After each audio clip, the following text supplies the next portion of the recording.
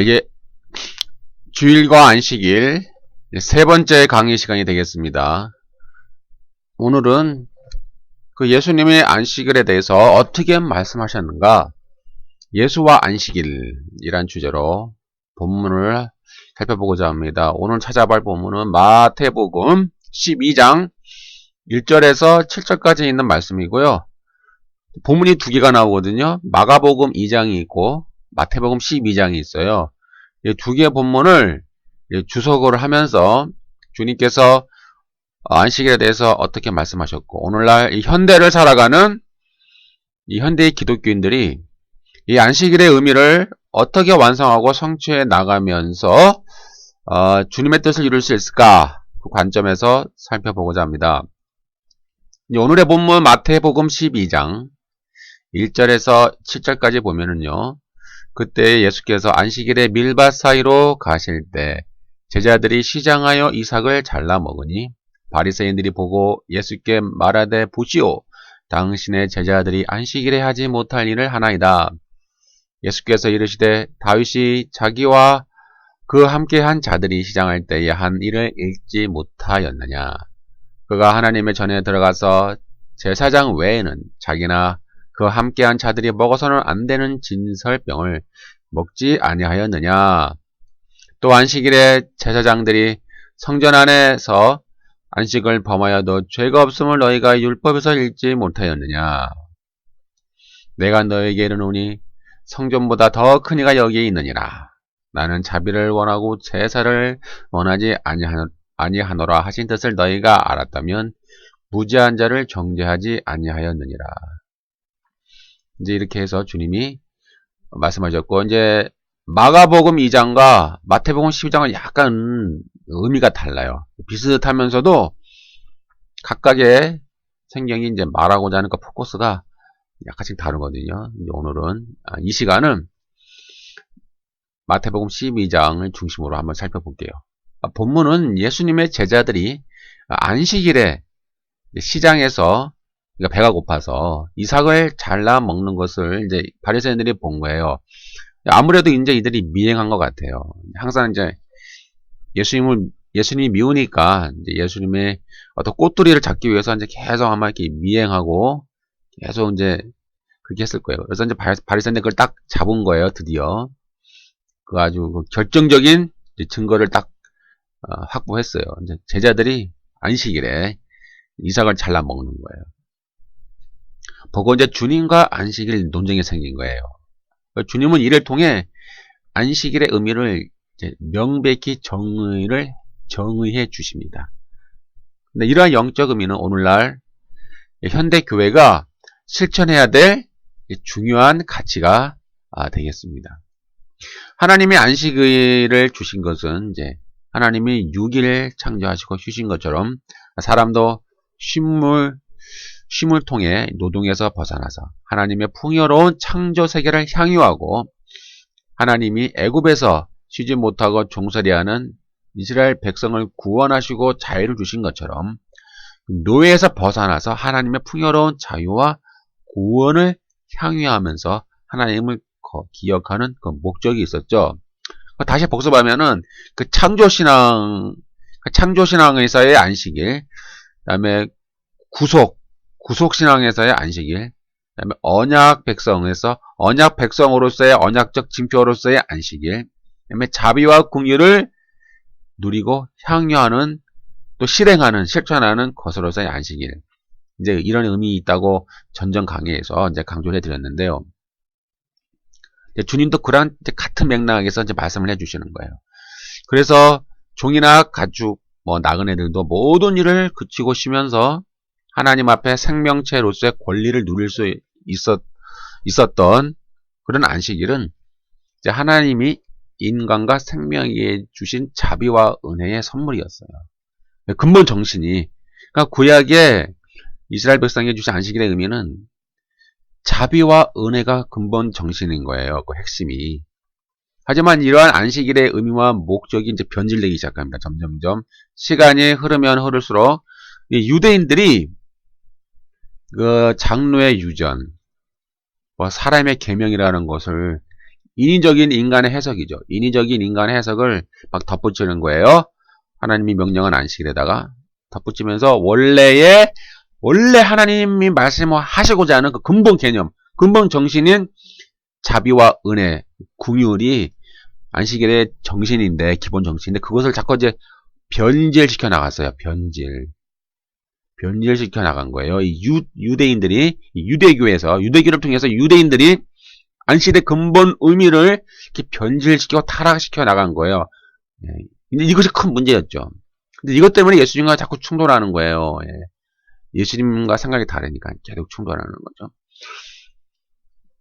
하지만 이제 유대인들은 이러한 안식일의 의미와 목적을 상실해버렸죠. 상실해버리고 그냥 안식일을 어기면 죽는다는 것만 강조하는 거예요. 이들은 안식일을 어기면 죽어. 안식일을 지켜야 돼. 그래서 뭐 안식일 날은 뭐 몇 킬로 얼마 이상은 걸어가면 안 돼. 그 목록을 이제 만드는 거예요. 그것이 인간의 계명이죠. 장로의 주점. 뭐 하면 안 돼. 이렇게 막 목록을 만드는 거예요. 구체적으로 아주 그냥 디테일하게 막 인간의 수많은 해석을 거기다 가미시켜가지고 조항들을 막 디테일하게 쫙 만들어 나갔어요. 유대인들이. 그러면서 안식일을 어기면 죽는 거야. 안식일을 지켜야 구원을 받는 거야. 이렇게 이제 행위 구원으로 또 바뀌어버렸어요. 안식일은 지켜서 구원받는 게 아니라 이미 구원받은 백성이라고 하는 언약적 징표였죠. 언약적 징표. 할례법처럼. 할례도 뭐예요?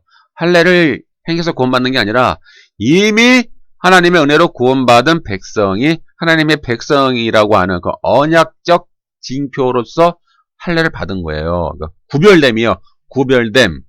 특별함. 하나님의 백성.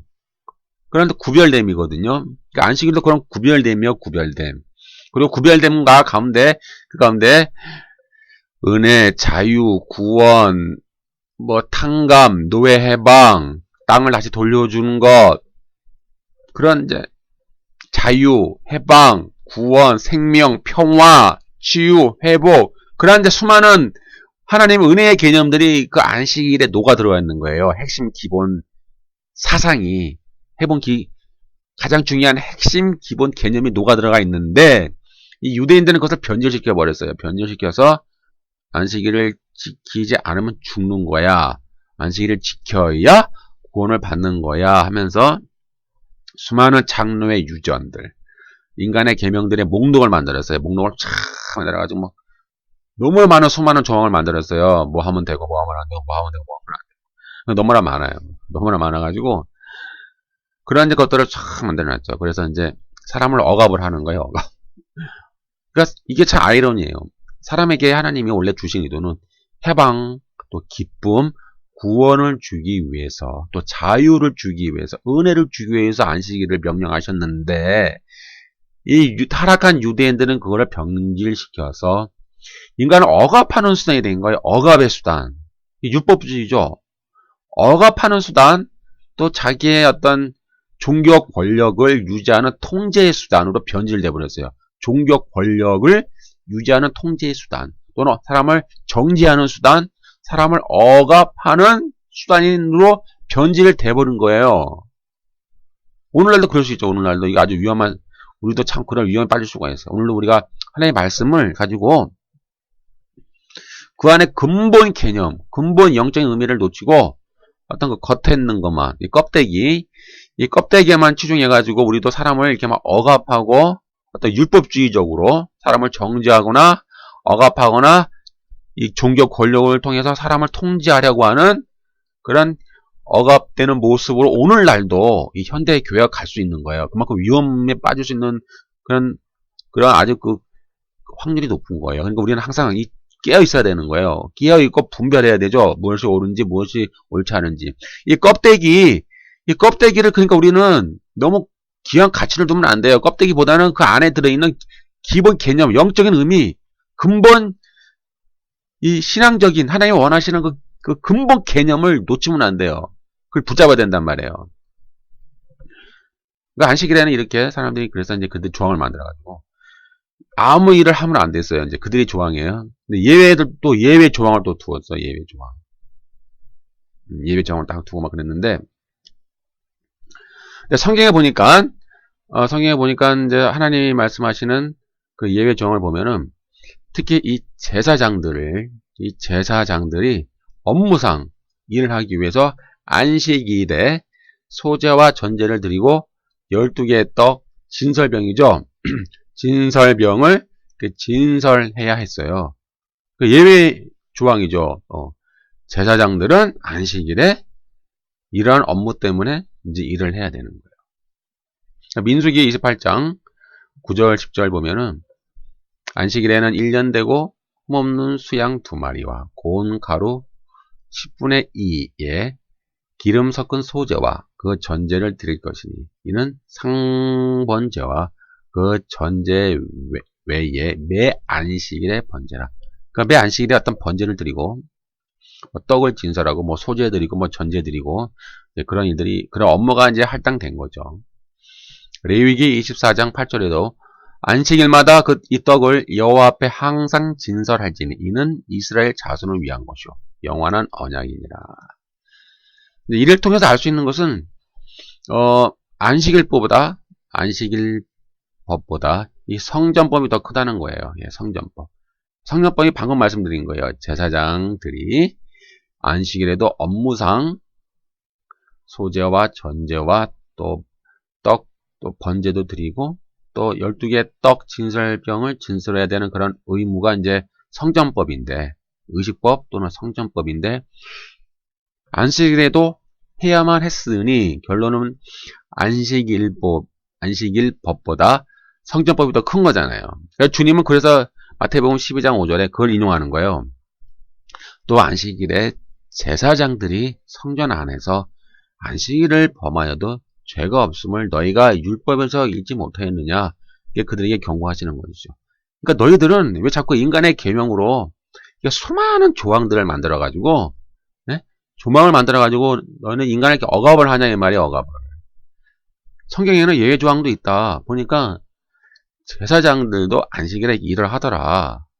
근데 너희들은 그것을 깨닫지 못하고 너희는 왜 수많은 금지 조항을 만들어서 왜 하나님 주시는 자유와 풍요와 구원과 은혜와 그런 것들을 놓쳐버리고 껍데기에 치중해서 인간을 정죄하고 왜 억압하는 그냥 통제 수단으로 만들어 버리냐, 그런 이제 예수님이 책망이죠. 또 한 가지 예가 하나 더 등장해요. 그것은 이제 다윗이에요. 다윗을 보면은 사울 왕의 피해 도망다니잖아요. 그러면 다윗은 배가 고파가지고 허기져서 노베에 있는 당시의 제사장 아히멜렉에게 가서 진설병을 얻어먹어요. 근데 이 떡은 원래 성전법으로는 제사장들만 먹는 거예요. 그건 레위기 24장 9절에 보면 이 떡은 아론과 그의 자손에게 돌리고 그들은 그것을 거룩한 곳에서 먹을지니 이는 여호와의 화제 중 그에게 돌리는 것으로서 지극히 거룩함이니라. 이는 영원한 규례니라. 이렇게 함으로써 진설병 이 떡은 오직 제사장들만 먹도록 되어 있는데, 성경에 보니까 다윗이 너무 배가 고파서 그것을 가지고 먹는 거예요. 근데 이 사건이 사무엘상 21장 3절에서 6절에 기록되어 있죠. 그 떡을 먹고 너무 배가 고프니까는 떡을 우리에게 주셔서 하니까는 이제 아히멜렉이 이제 그 떡을 주는 거죠, 다윗에게. 이렇게 이제 다윗은 성전법을 어겼어요. 그럼 어떻게 돼요? 다윗이 책망을 받아야 되겠죠? 근데 다윗은 정죄를 받지 않았거든요. 그 이유는 뭐예요? 성전법을 지키는 것보다 그 배고픈 자를 먹여주는 긍휼과 자비가 하나님 앞에 더 중요한 거예요. 이것을 놓치면 안 된다는 거예요. 그러니까 형식적인 껍데기, 그 안식일을 뭐 지키면은 구원받고 지키지 않으면은 구원받지 못하고 있던 것들 껍데기, 그런 껍데기를 강조하지 말고 그 안에 근본 의미는 사람을 살리는 거다. 긍휼과 자비다. 저 배고팠던 다윗이 성전법을 어겨서 떡을 먹었다. 그래서 하나님은 다윗을 정죄하지 않았다. 하나님은 다윗을 정죄하지 않았거든요.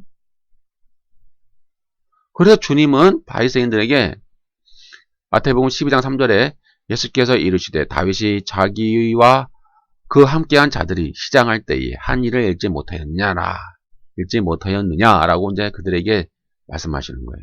그래서 그들의 정죄와 믿음이 잘못되었다는 것을 지적을 하는 거죠. 예수님 당시에 그 안식일과는 안식일에 금식을 해서도 안 되고 안식일에 음식을 만드는 일도 해서는 안 돼요. 이게 이제 유대인의 해석이에요. 유대인의 해석.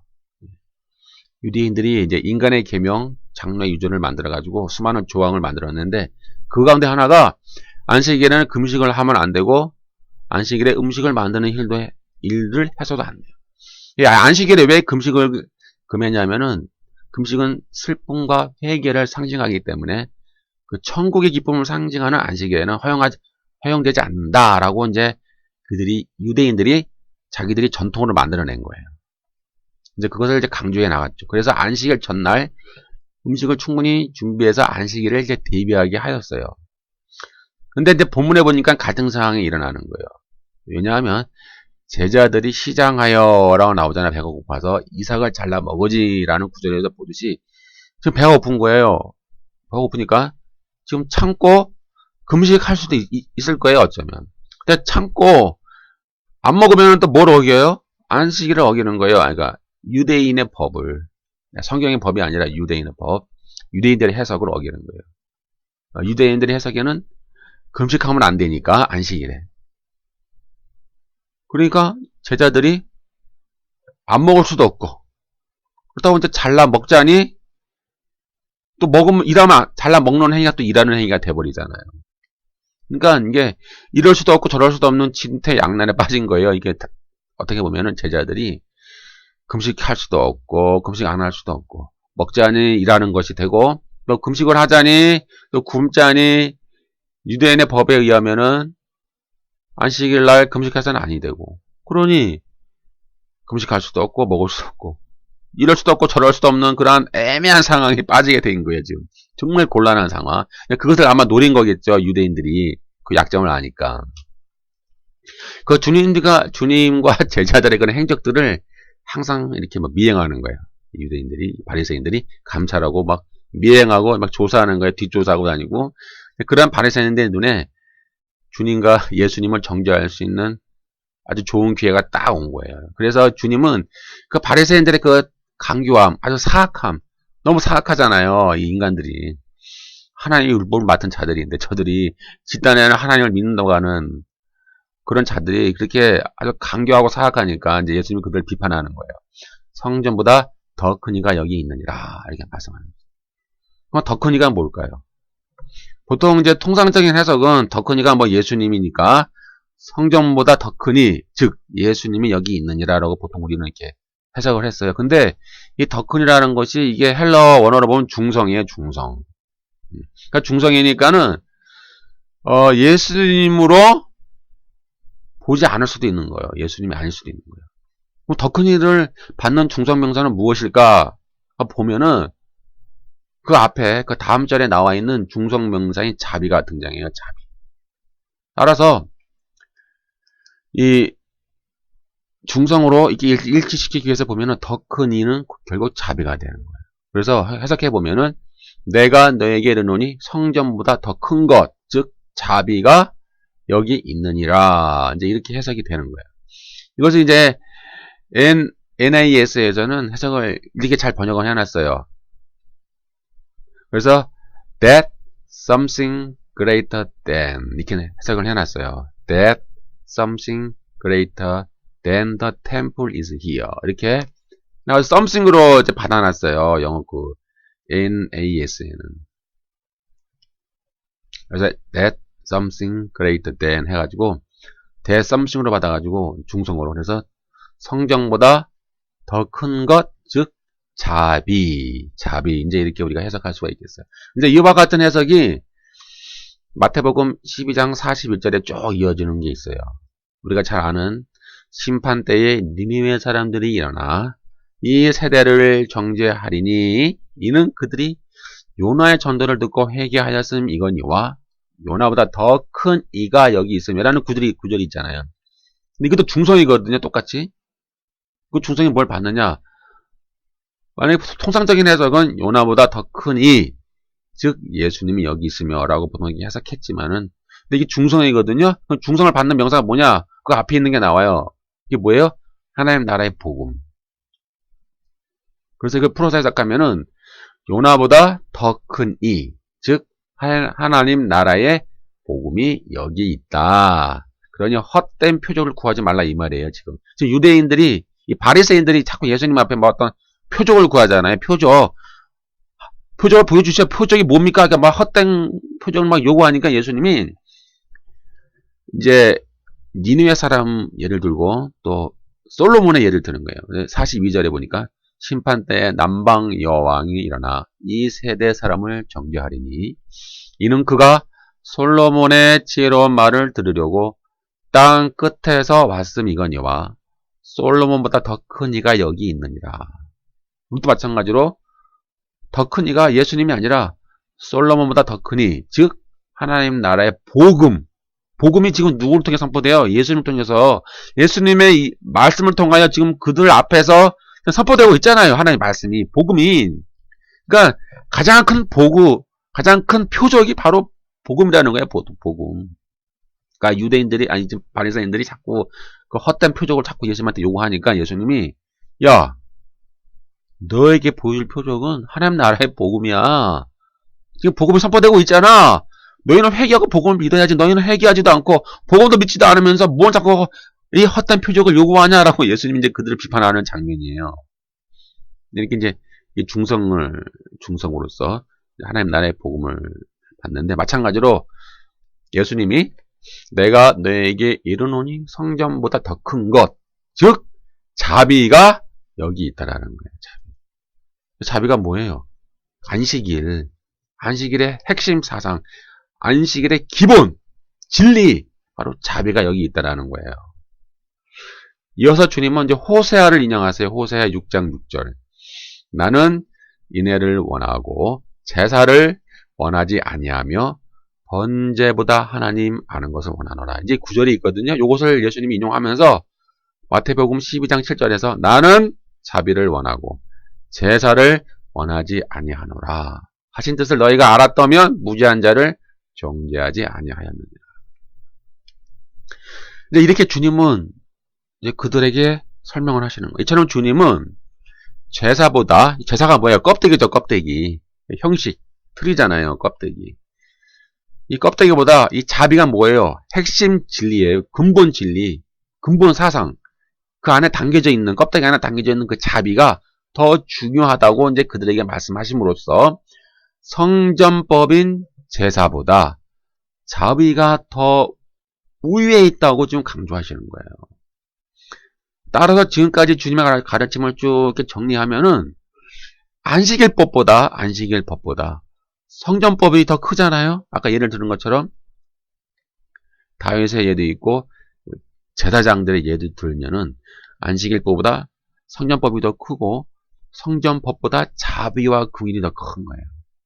다윗의 예를 들어 설명했잖아요. 다 자비하고. 핵심은 뭐예요? 안식일의 핵심은 자비와 긍휼이니 너희는 껍데기를 이렇게 지키는 것으로 치중하지 말고 하나님이 원래 말씀하셨던, 원래 의도하셨던 안식일법을 이스라엘 백성에게 주면서 원래 의도하셨던 그 자비와 긍휼을 너의 삶 속에서 실현시켜라라고 주님이 지금 그들에게 말씀하시는 거고요. 이러한 핵심 사상을 지금 신약을 사는 현대 기독교인들이 우리의 삶 속에서 자비와 긍휼의 삶을 실현해야 된다라는 거예요. 본문의 바리새인들은 토라, 오경을 다 달달달 외우잖아요. 그러니까 엄청난 사람들이에요. 우리는 외우지도 못하는데. 그들은 어릴 때부터 외워가지고요. 막 달달달달달 막 토시 하나 안 틀리고 달달달 외운대요. 그리고 그들은 종교 의식에 철저하잖아요. 막 완벽주의자들. 그리고 안식일을 막 철저히 지키고 11조와 헌금을 철저하게 드는 막 이런 완벽주의자들. 그러면서 어떤 모범적인 종교인들. 하지만 그들은 율법주의자죠. 왜요? 하나님과의 관계가 이미 끊어진 사람들이에요. 이것이 아주 무서운 거거든요. 하나님과의 관계가 이미 단절되어 있어요. 하나님과 관계가 없어요. 관계는 없고요. 종교 의식만 남아있는 거예요, 지금. 이거 무서운 사상인데요. 이 현대를 살아가는 이 오늘날 기독교인들도 볼 수 있어요. 교회 안에 열심히 예배드리고 헌금하고 봉사하지만 하나님과의 그 관계 있잖아요. 관계 맺음. 하나님과의 관계, 예? 하나님과 동행함. 그런 것들이 단절되어 있을 수가 있는 거예요. 그게 기본인데, 그게 핵심인데. 그리고 껍데기, 뭐 예배드리고, 기도하고, 봉사하고, 헌금하고. 그러면서 자기의 어떤 그런 마음속에 그 갈급함, 채워주지 않는 부분을, 그러니까 뭔가 어떤 걸로 막 채우려고 해요. 예를 들면 어떤 뭐 집회를 찾아가서, 뭐 은사 집회 같은 데 가서 막 뭔가 막 이상한 거, 신비주의적인 어떤 체험을 하려고 하거나, 아니면은 뭐 다른 거, 이상한 거를 막 추구하려고 한다든가, 다양한 것으로 자기 안에 있는 그런 어떤 공허함을 막 채우려고 하는 이상한 그런 방식으로 드러날 수가 있는 거예요. 현대의 기독교인들이. 왜요? 하나님과의 그 관계가 단절되어 버렸으니. 예. 하나님과 관계가 유지되어서 하나님으로부터 그 하늘의 생명, 그 은혜와 생명과 하늘의 그 충만한 생명으로 가득가득 채워져야 되는데 그것이 체험을 받지 못하는 거예요. 하나님과 관계가 끊어져 버렸으니까. 그리고 끊어져 버린 상태에서 종교적인 의식만 향하는 거예요. 계속 외우고 성경도 외우고 안식일도 지키고 11조도 드리고 헌금도 하고 그러니까 철저한 모범적인 종교인 뭐 율법주의적인 것으로 바뀌어버린 거예요. 그래서 지금 이 바리새인들이 그린 거예요. 이거 정말 이거 두려운 거예요. 우리도 그럴 수 있으니까요. 예. 그래서 서기관과 바리새인들은 이 종교적인 행위에는 둘째가라면 서러워할 정도로 철저한 사람, 100% 완벽주의자들이었지만 그들은 믿음과 긍휼과 정의라는 그 핵심을 놓친 거예요. 핵심을. 왜요? 하나님과의 관계가 끊어져 버렸으니까. 하나님과의 관계 있잖아요. 인격적인 관계, 동행함. 하나님과 인격적인 관계, 하나님과 교제함. 하나님과 긴밀한 관계, 하나님으로부터 매일매일 체험을 받아야 하는 그 하늘의 생명, 예? 영적인 생명, 하늘의 생명, 하늘의 복, 영적인 생명을 놓쳐버렸으니, 끊어져 버렸으니, 그것이 그냥 껍데기만 남아요, 껍데기만 계속 남아요. 그래서 처음부터 주님과 적대적인 관계가 될 수밖에 없는 거예요. 그래서 주님은 계속 그들을 책망하는 거예요. 이 저주받을 놈들아, 이 뱀 같은 새끼들아, 이 죽을 놈들아, 이렇게 아주 심한 욕설을 하는 거예요. 오늘날 욕을 하면은 막 쌍욕을 하는 거예요. 그들을 향하여 막 엄청나 그들에게 저주를 퍼붓는 거예요. 주님이. 오늘날 그 현대교회 성도들도 주님의 정죄를 받은 바리새인들처럼 열심히 성경 읽고 뭐 새벽기도 막 다니고 뭐 금식기도 하고 뭐 11조 드리고 헌금 드리고 각종 집회에 참석을 해요. 막 뭔가 체험을 하고 싶어서 체험. 뭔가 갈급하니까 막 체험을 하려는 거예요. 막 어떤 신비적인 체험 같은 것들 막 뒤로 넘어지고, 예? 안상 막 뒤로 넘어지는 거 있잖아요. 그리고 하늘에서 막 이상한 게 막 보이고, 막 환상도 보이고, 막 음성도 보이고, 막 어떤 계시도 막 받는 거 있잖아요. 막 계시도 받고, 막 뭔가 막 손에서 불이 나가고, 막 이상한 거 막 그런 신비적인 사이비, 어떤 그런 무당과 같은 그런 체험을 막 하고 싶은 거예요. 뭔가. 왜요? 마음이 갈급하니까. 그러니까 그런 걸 막 하려고 막 하는데 문제는 뭐예요? 하나님과의 관계가 이미 끊어져 버린 거예요. 그것을 먼저 회복을 해야 되는데 하나님과의 관계가 미리 이제 제일 먼저 그 인격적인 관계가 회복이 되어야 되는데 그것이 끊어졌으니 오늘날 우리들 현대를 살아가는 우리 기독교인들도 그럴 수 있으니 우리도 항상 조심해야 되고요. 늘 점검해야 되고 두려워 떨어야 돼요. 오늘도 마찬가지로 교회 안에서 그래서 열심히 봉사하지만은 뭘 놓쳐요? 자비와 긍휼을 놓치는 거예요. 많은 사역자들이. 그래요. 진짜로 그래요. 이 사역자들이 또 우리 교인들이 열심은 많아요. 아주 정말 뜨겁잖아요. 한국 교인들이. 기도도 많이 하잖아요. 그런데 한편에는 너무 냉랭해요.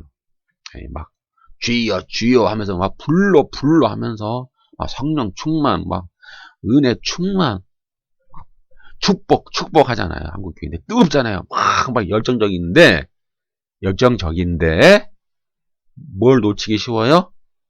자비, 긍휼, 구원, 은혜, 용서, 치유, 회복, 나눔, 섬김, 하늘의 생명, 이런 것들을 놓칠 수가 있는 거예요.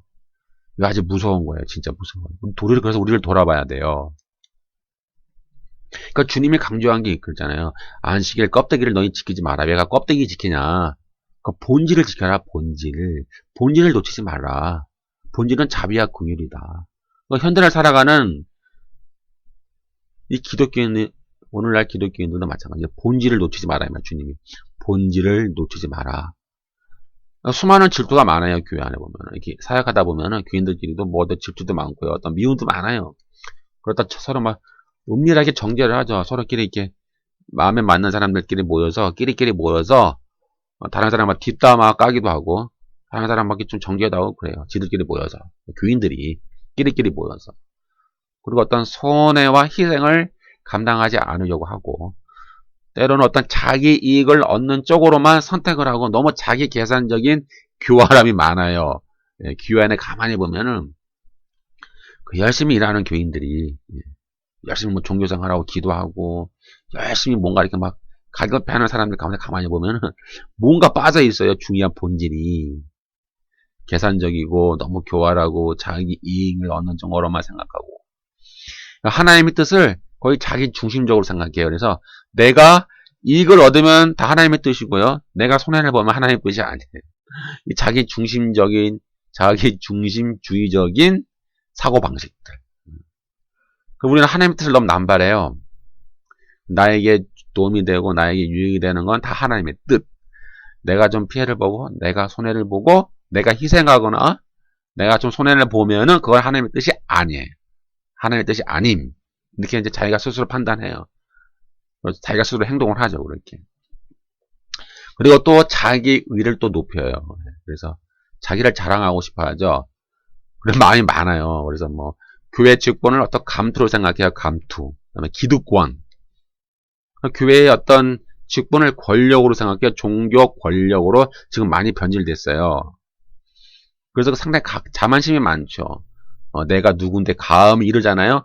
그 높은 자리에 앉은 그 교회 안에서 높은 직분에 앉은 그 권력자들은 항상 이런 마음이 있어요. 감히 내가 누군데 감히 내 앞에서 이럴 수 있어. 그런데 마음속에 자기 안에 있어요. 내재적으로 다 있어요. 대부분. 감히 내가 누군데 이럴 수 있어. 뭐 이런 식이 이제 나오는 거예요. 그들 마음 자체가. 그리고 자기의 어떤 가시적인 성과, 그다음에 어떤 실적을 부풀리는 것, 그다음에 헌금과 어떤 열심과 충성과 헌신을 아주 강조하잖아요. 한국 교회가. 예. 헌금도 많이 내야 되고, 복을 받기 위해서. 더 많은 복을 주신다고 하니까, 헌금을 많이 내야 되고, 막 열심, 막 충성, 헌신을 막 위해서 막 엄청나게 강조하잖아요. 근데 본질을 놓쳐요. 본질은 뭐예요?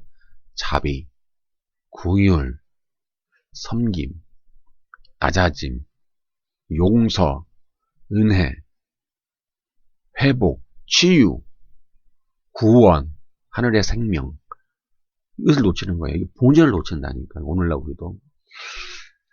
그래서 이런 외형적 성장과 실적을 높이기 위해 이렇게 머리 숫자를 많이 채우려고 노력하잖아요. 현대교회가. 머리 숫자를 많이 채우고 그러면 이제 그것이 하나님께 충성하는 것이다라고 생각을 해요. 우리 딴에는. 교회가. 야, 뭐 머리 숫자 많이 채워. 하나님께 충성하는 거야. 막 이렇게. 그리고 그러면 나에게 큰 상이 있겠지. 하늘로부터 나에게 큰 상이 준비되어 있을 거야. 막 이러고 스스로 이렇게 자기 위로를 하죠. 또 뭐 설교를 듣고 많이 듣고 뭐 헌금도 많이 했으니까 이미 다 뭐 주의를 지킨 거야. 주일 기능도 말하면 이거예요. 주님이 부활하셨으니 주일날 가서 예배 드리고 헌금 드리고 봉사하고 했으면은 이제 다 주의를 지켰어 라고 하면 그건 껍데기라니까요. 껍데기를 믿는 거예요. 뭐 주일에 헌금하고 봉사하고 예배 드리고 뭐 주의를 지켰어? 그럼 끝이야. 끝. 그러면 이제 껍데기를 믿는 거라니까요. 껍데기 여기에 본질은 놓쳤어요. 본질은 뭐예요? 주일 안에 담겨있는 자비와 긍휼이죠. 하늘의 생명, 용서, 은혜, 회복, 치유, 또 탕감해주고 그런 것들. 그게 주일의 본질이거든요. 그게 주일의. 안식일의 본질이 방금 예수님이 말씀하신 것처럼 자비와 긍휼이라면 이 주일의 본질이 그대로 계승이 되는 거예요. 주일로. 그러면 그냥 날짜만 지켜서 뭐 일요일날 예배 드렸어. 그리고 막 봉사했어. 헌금 드렸어. 그럼 난 끝. 다 지켰어. 나는 이제 다 끝. 내 할 일 다 했어. 끝. 그게 아니라니까요. 그건 껍데기예요. 껍데기. 껍데기를 지키고 주일 지켰다 그럴까요? 본질을 놓치면 안 돼요. 본질을 놓치면 안 돼요. 본질을 놓치면 안 된다고요. 본질을 꽉 잡아야 돼요.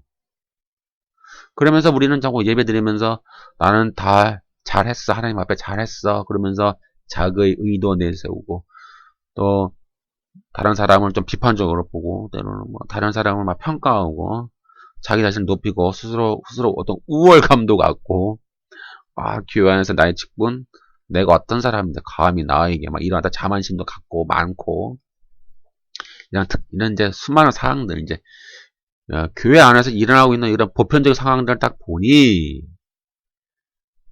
본질을 놓치는 경우가 많다라는 거예요. 본질. 그러니 주님이 그 주일날 예배 드리는 것을 기뻐 받으실까요? 그러니까 본질을 놓치면 안 된다니까요. 껍데기를 지키는 것이 주일 성수가 아니라니까요. 이해하세요, 잘? 이해 잘 하셔야 되는데요. 본질을 놓치고 껍데기를 지키는 게 주일 성수가 아니라니까요. 그러면 율법주의가 되고 바리새인들처럼 되는 거예요, 지금. 바리새인들 지금 그랬잖아요. 안식일 지켰잖아요. 철저히 안식일 지켰잖아요. 바리새인들이. 근데 안식일이 지켰는데 그들이 뭘 놓쳤어요? 자비와 긍휼을 놓쳤잖아요. 철저히 지켰는데 안식일을. 마찬가지로 우리가 주의를 지키면서 껍데기를 지키면 안 된다니까요. 그 본질을 지켜야죠. 본질을 놓치면 안 되죠. 본질을. 자비와 긍휼, 낮아짐, 섬김, 치유, 회복, 용서, 탕감해주고 서로 치유해주고 하늘의 생명을 누리고 회복됨, 나눔, 서로 나누고 서로 섬기고 그러한 것들, 하늘의 생명 그런 것들이 본질이에요. 본질. 따라서 현대 교회는 뭐 안식일이 주일이 되었으니 뭐 주일을 지켜야 된다. 그런 이제 형식적이고 맹목적이고 어떤 율법적인 신앙생활은 의미가 없어요. 그건 껍데기니까. 그 배후의 영적 의미, 자비와 긍휼을 이 땅 위에 실현하는 거예요. 여러분 교회에서도 실현하고 교회 바깥에도 실현하는 거예요. 그러니까 주일에 일요일날 교회 안에서뿐만 아니라 교회 바깥에서 월요일부터 토요일까지 여러분의 삶 속에서 주일이 이루어져야 돼요. 주일이 매일매일 삶 속에 자비와 긍휼이. 그래서 1년 365일이 안식일이고요. 1년 365일이 안식년이고 희년이고요. 1년 365일이 주일이에요. 1년 365일이 주일이라고요. 여러분. 1년 365일이 주일이에요. 제가 이것을 한 몇천번 강조했을 거예요. 저번 강의, 저저번 강의 계속. 저는 계속 이 말만 반복해요. 이거 상당히 지겨울 수 있어요. 계속 지겹거든요. 반복만 하니까. 수백 번 반복하니까. 그래도 또 다시 반복하면은, 우리 현대의 이 신약시대, 이 종말시대, 은혜의 시대, 이 성령의 시대,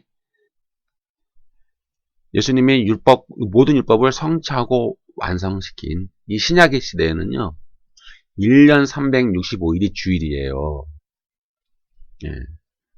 1년 365일이 주일이라고요. 여러분 직장, 일터, 집안에서, 만나는 사람마다, 교회에서, 교회 바깥에서, 평생 동안 죽을 때까지 이렇게 본질인 자비와 긍휼, 생명, 용서, 섬김, 낮아짐, 베품, 나눔, 희생, 자비, 용서, 하늘의 생명, 빛을 탕감해주고 이런 모든 것들이 주일이고요. 1년 365일 우리들의 삶 속에서 실현돼야 됩니다. 이제 다음번 강의는 이제 마가복음 2장에 있는 본문을 통해서 또 설명드릴게요. 이건 또 약간 뉘앙스가 틀리고 약간 또 내용이 약간 달라요. 또 새로운 맛을 느낄 수가 있습니다.